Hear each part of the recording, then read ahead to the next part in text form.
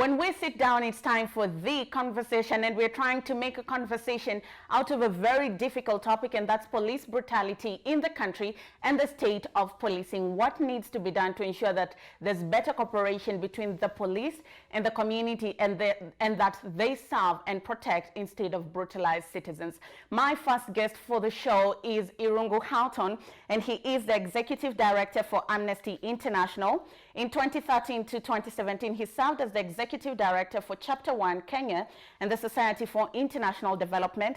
He has over 25 years experience working with NGOs, including Action Aid, Equality Now, and Oxfam International.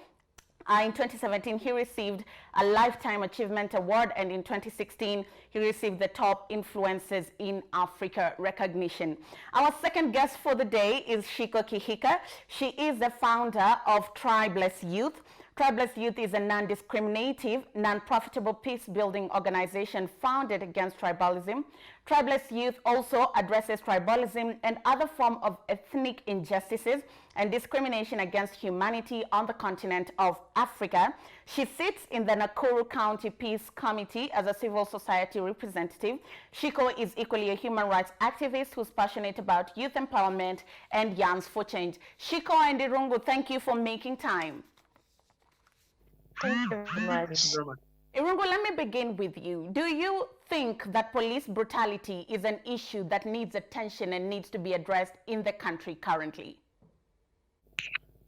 Yes, and first of all, let me just say how I am to be with Shiko on this call. I haven't seen Shiko for a while, so it's great to be both together on this issue. Of course, I think the public concern with the spike in police brutality over the last 3 months, I think, has reached a critical moment. Kenyans are awake. They are beginning to report on violations. Last week, I was in a meeting convened by the Cabinet Secretary at the request of the President to try and bring all the stakeholders together to look at how to bring these numbers down and how to keep people safe, not just from violent police officers, but also from violent criminals as well. So the figures, in terms of legal cases are quite astounding. 171 cases have been taken against police officers for some form of violence, and 23 of those cases are murder cases. Therefore, we are really at a point where we have to stop and think beyond what we have been told, that this is the actions of a few rogue officers. How do we create a culture of respect for dignity and a respect for professionalism? All police officers have one thing in common, all 150,000. They are all sworn by oath to protect the Constitution. They are essentially, first and foremost, human rights defenders. They are essentially the people we turn to when we are preyed upon by criminals, by even intimate partners. This is where we go to for help. But unless we are able to deal with the concerns and the incidents that we're seeing, we're not going to have the transformation that we require to keep everybody safe. Now there, Shiko, let me bring you in on the conversation. You work with youth, and particularly in informal settlements. I want you to just kind of personalize the story and put a name, a face to the names that we hear. What has been your experience working with the youth both in Nakuru and Nairobi with relation to police brutality? Thank you forever, and I'm glad to be here with you. I think I'm saddened by the fact that the people who die most are young people. And I'm still saddened that the fact that we see police as our enemies rather than our protectors. I keep telling people every day, every time you're walking home, and especially for our young men, every time you're walking home from work, from wherever you're coming from, you're literally a bullet away or a name away from just being a hashtag, And it's sad and it's awful at the same time.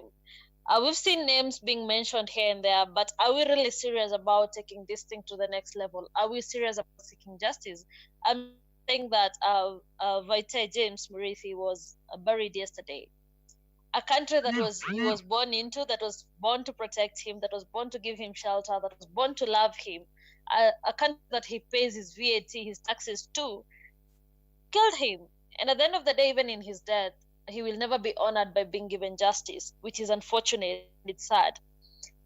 How many more lives are we going to kill until we can sit down and say, sane police system, we need a sane police service force.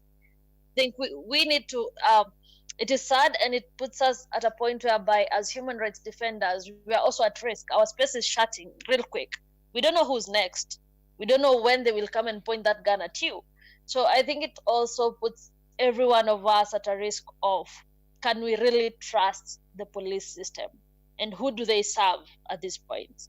So in your opinion, why are we seeing the police still confidently operate in an impune manner, despite the fact that some of these cases are coming out every single day? Last week, it was Vite. Yesterday on the news, there was a lady who was dragged by the police on a motorbike just on allegations that she'd stolen a broken leg and a broken arm. And these cases keep coming up. Why are we seeing them perpetuating these behaviors over and over again?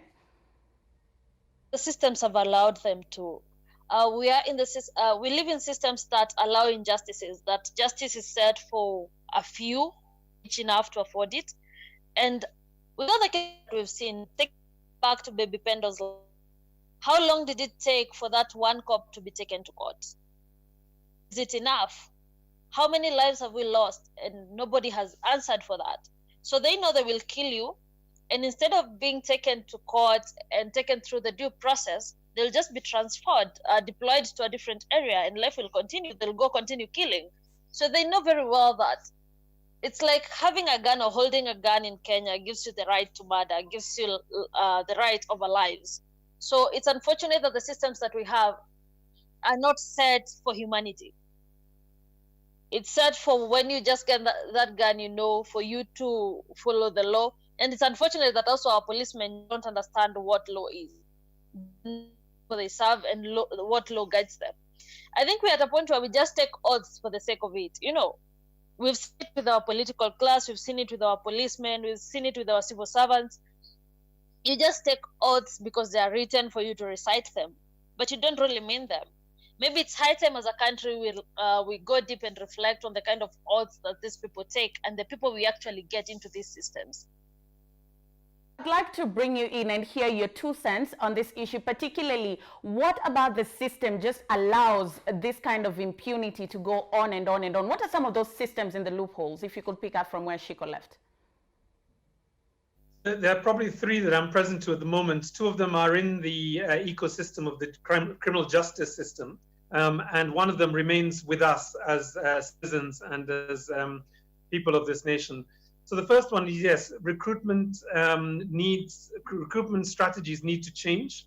There needs to be a lot more training. There needs to be a tolerance around issues of human rights and dignity of civilians. It is a service, and we cannot go back to the colonial force that was foisted upon us back in the 1920s. And we have to demand that was what we voted for in 2010 for the new constitution.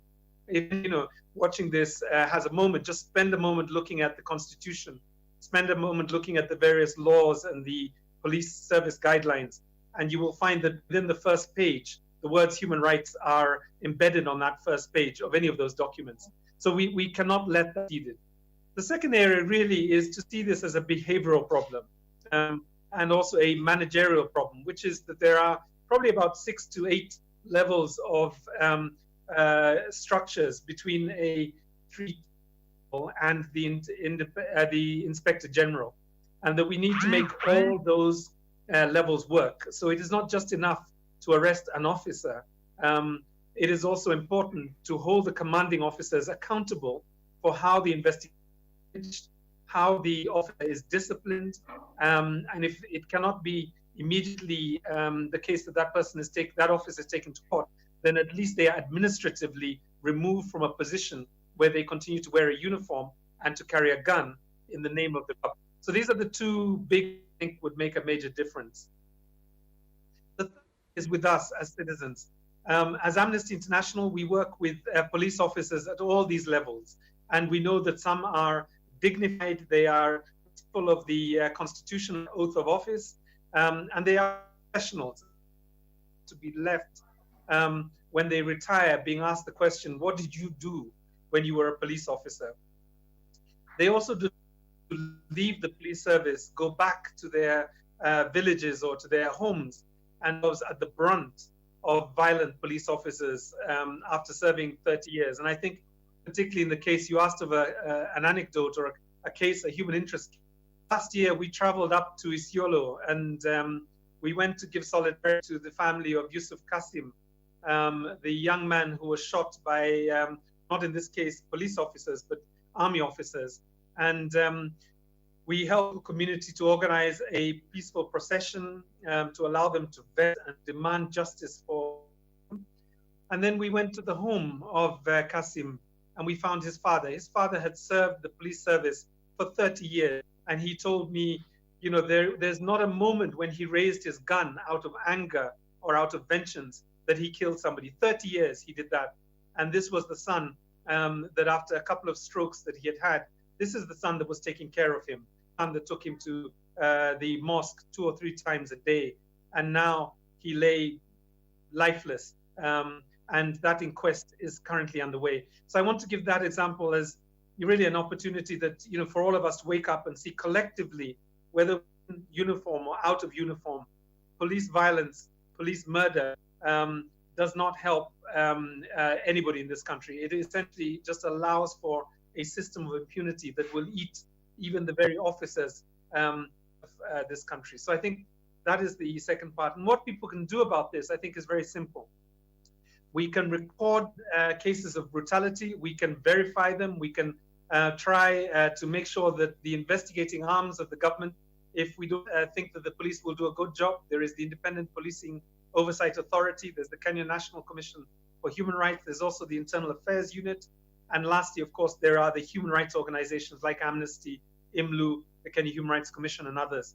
We can take action to document, to preserve evidence, and essentially to move those cases in court so that we have justice. And just to give just a word to officers who might be watching this, if there is any officer who's watching this that feels comfortable or confident that they will get away with murder in this republic, that space is quickly shrinking.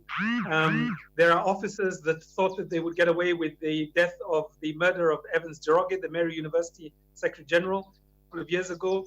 That case is now in court. It was the officer that was that is suspected of killing Carlton Minor. It took 16 months, but that officer is now in court. The officer who is alleged to have killed Yasin Moyo has been named publicly, and we are days away from that officer being taken to court. And this is not being done by human rights organizations. This is being done by the agencies of the state itself. So I just want to send a little reminder to people out there. We are starting to move, and no officer, as we have heard from the Inspector General, will be allowed to survive a prosecution. They will be personally culpable. To bring you in, particularly from where Irungu has just left it, he's spoken about the process of getting justice. In, for example, the murder of David Maina, it took roughly 16 months for them to get justice. One can say we are making strides, but for a mother who lost a child who was probably her light, he was taking a degree in electronic engineering from a prestigious global university. 16 months, one can argue it's a little bit of a long time. Why are we seeing that in the quest for justice, that there are delays here and there, and it takes that long just to arraign somebody in court, and then the case in itself is a different story on how long it will take to get a conviction? I think Irungu has just put it out on context and said, like babies towards justice. It will take to get straight systems. It will take time for us to actually get the kind of reforms that we crave, we crave for dearly. But I just never understand why, when it comes to issues of justice and truth, it takes forever for Kenya to get there. You know, I think this is something we need to look at, and it goes back to us as a people. What do we stand for? Do we push for this? Do we just leave it for a certain class of people to fight for it?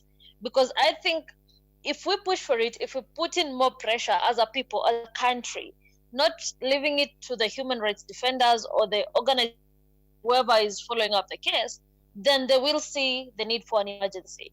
They will see the urgent need for people to actually feel like they belong. Because I think the biggest problem with us as Kenyans is we live in a country that we don't feel like we belong. If I wake up today and I'm not certain if I'll go back home, I'm not sure if this is my country, or, it is uncertain for everyone.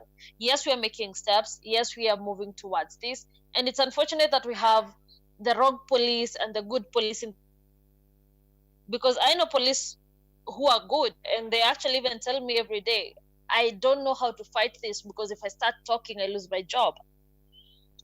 So you feel them and you feel how they feel hopeless.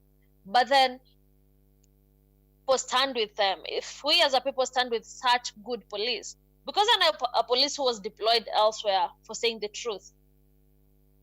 So I don't know, it's sad and uncertain, but then we need to start the rot way from up there going downwards. Because I know most of these cops answer to someone. If you're the person who is policing the police, then if the job is not doing right, you don't deserve to be paid by Kenyans. You need to exit so that someone else who can serve Kenyans gets these spaces. I'd like us to briefly sum up the issue of justice. And when some of these people are taken to court, some of them are charged with murder and found guilty, some aggravated assault. But the sentences that they're given, one might argue it's like a slap on the wrist. You've murdered somebody in cold blood and you get 7 years. In 7 years, you'll be out and you can continue living your life, yet somebody has buried their kid. Let's talk about how we reform the sentences to ensure that justice is served to the maximum and expediting the justice process very briefly. It will take months before the family of George Floyd get justice for their loved one. And that, unfortunately, is the criminal justice system. It takes a long time to produce justice because of the rights of accused persons, because of the number of cases that are out there. And I think, that's the American example. But in the Kenyan context, it sometimes can take up to 4 years for a family to get justice for somebody who's fallen. So it's very important to do two things. One is to make sure that the criminal justice system understands the maxim, justice delayed is justice denied. But secondly, also, it is really important for people to recognize that this will take a long period, and that what we have to do is we have to stop and preempt the number of killings rather than essentially follow up and look for justice. So this would be the point on justice delayed, justice denied. Shiko, if you're with me, as we almost come to a close, I'll come back to Irungu, but I want to find out. IPOA released a report on statistics and spoke about how COVID-19 has aggravated the kind of assault that we are seeing the police enforce on people, be it with curfew hours. We've seen very devastating pictures of people who've been beaten, starting from Mombasa. Most recently, Samuel Maina, who was brutalized allegedly by the police. They stole from him, and when he went to report, they even denied him a P3 form and accused him of being a mad person. From your point of view, how is COVID-19 leaving Kenyans vulnerable to police brutality? I think honestly it's just an excuse, because when these things are happening, yes, there's a curfew, but who says that a curfew means you kill people? Who says that a curfew means you assault people? We've seen so many things being excused because of COVID-19, be it accountability, be it transparency, be it public participation. I just think we are at a point whereby we are finding everything to blame on for our dirty means or other, how can I don't know how to, for our injustices specifically. Because the moment we said these things are happening and this guy cannot get an OB because the police feel like he's a madman, it's not like he's a madman. It's because you people don't want to put into books that your people are assaulting others, So, and I think it takes us back to the systems again, what we have in place. Like we're saying, in other countries, we can see that justice takes long, but at least you see there's a process. There's that sort of bit of doubt. Can we take them in? Can we do A, B, C, D? But then it also leaves us vulnerable because most jobs. It also goes back to the criminal sector. Gangs right now are high. There are many. So this give us more excuse that we can actually have the of there are many criminal gangs right now, that police can do something and blame it on gangs. reforms do we need to introduce to the police system to ensure that one step at a time we begin weeding out the impunity that has been thriving in the system? So there are probably 4 or 5. Zero tolerance for officers who break their oath of office, who hurt people, who use unlawful force and excessive force. Secondly, hold commanding officers responsible administratively for their officers so that we are sure that they are not shielded from justice. Thirdly, citizens continue to document and preserve evidence and hand it over for investigation by oversight authorities. Fourthly, join human rights organizations and support them at this time. Amnesty is a membership organization. We love people who love justice. We accept members in that context.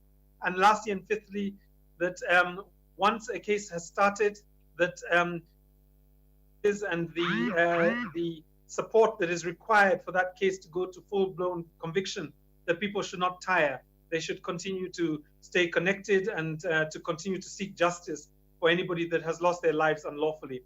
These 5 measures would be critical, alongside the points that I made earlier about recruitment, the quality of recruitment, and the quality of training of our officers. We are currently on the edge of chaos. All the stories that are coming out since COVID-19 broke out, since last year or 2017 during the post-election kind of unrest that we witnessed in the country, the police have not been in good books. And you know, the thing about injustice is the moment one person sees an injustice is either they become scared or they become angry at you. And one could argue we could be on the edge of chaos. One small thing could tip the scale.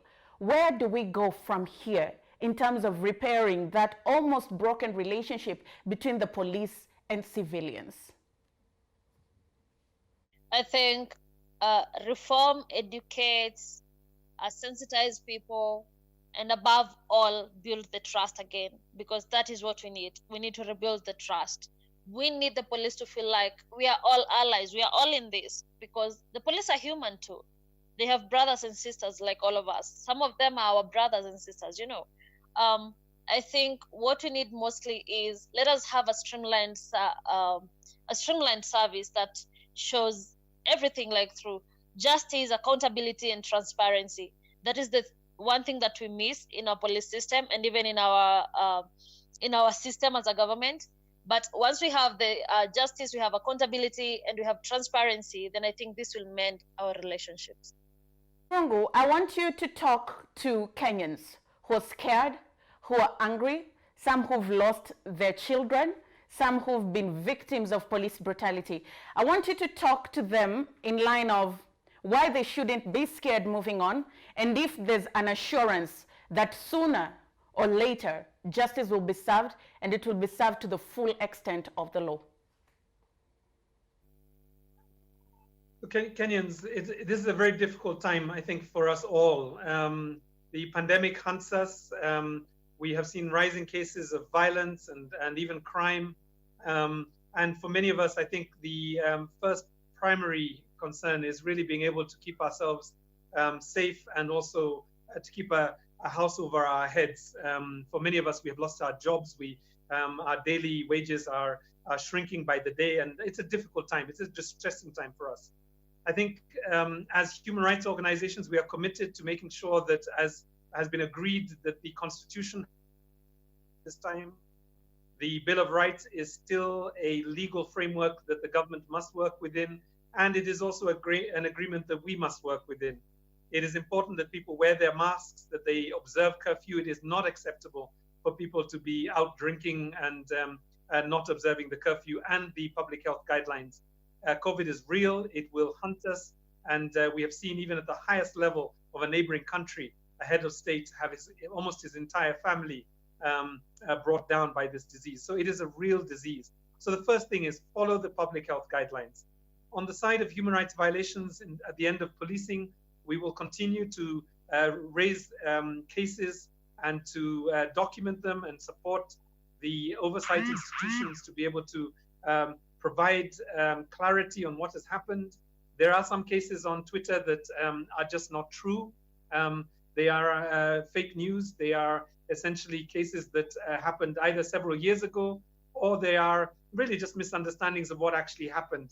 And I won't go into specific cases here, but I think it's important that people continue to document them and as much as possible, send them to the oversight authorities so that they can verify and investigate them. And in doing that, they will bring people to justice. So this is what we need to do now as Kenyans.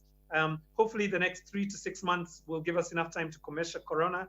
But we have a longer challenge, which is building back stronger after COVID. We need to make sure that there is a closer, more respectful relationship between the police service and citizens. And secondly, that we do see and experience the vision that we had in our constitution of a police service, not a police force.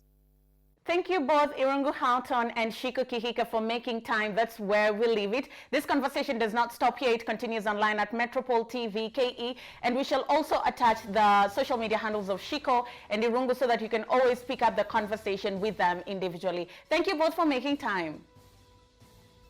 Thank you for having us. When we come back, Social Watch.